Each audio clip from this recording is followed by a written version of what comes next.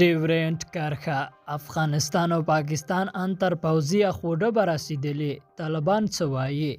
فضل حق چې د ډیورنډ کرښې په اوږدو کې د کونړ ولایت په نړۍ ولسوالۍ کې ژوند کوي وایي 3 کاله وړاندې د پاکستانیانو لخوا پر ډیورنډ کرښه د اغزن تر غځولو له امله د هغه نیمایي کورنۍ اوس د کرښې ها غاړه پاتې ده چې د په ټکو یې له 3 کلونو زیاته موده وشوه چې خپل 2 ورونه او 9 ورېرونه یې نه دی لیدلي.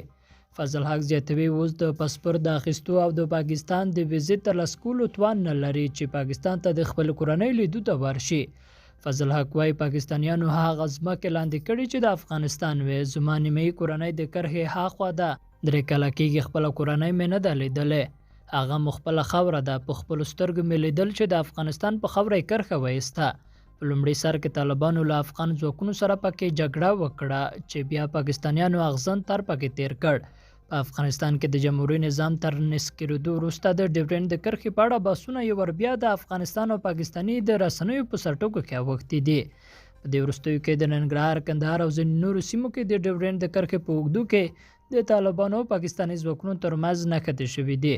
ټولنیزو رسنیو کې یو لړ داسې ویډیوګانې لاس په لاس شوي چې پکې د طالبانو سره د ځواکونه د ډیورنډ کرښې په اوږدو کې د اغزن تارونو په ویجاړولو بوخت دي او پاکستاني پولیسو عسکرو ته ګواښونه کوي چې د اغزن تارونو له غځولو لاس واخلي. د طالبانو د حکومت ویان د ذبیح الله مجاهد ازادي راډیو ته ویل چې طالبان د پاکستان له لوري د کرښې په اوږدو کې د تاسیساتو او اغزن تارونو له غځولو سره مخالف دي. دا وایي اغزن تارونه زموږ د حاکمیت په وخت کې نه دي پیل شوي. دا د تیر حکومت او د پاکستان ترمنځ د یوه توافق پایله وه. په هر حال موږ له د اغزن تارونو ملاتړ نه کوو، ورسره مخالف یو، ځکه دا اغزن تارونه زموږ د ملتونو ترمنځ جدایي او واټنونه رامنځته کړي دي. دا په داسې حال کې ده چې پاکستاني چارواکو په وار وار د ډیورنډ د کرښې په اوږدو کې د اغزن تارونو غځول د افغانستان له خاورې پاکستان ته د ترهګرو د ورتګ مخنیوی بللی دی. هغه خبره چې د افغانستان تیر حکومت په ځلونو رد کړی او پاکستان یې په دې ګرماوه چې طالب جنګیالیو ته یې په خپله خاوره کې پټنځایونه ورکوي. لیدونکو له ماتې مننه، ښه اوسئ.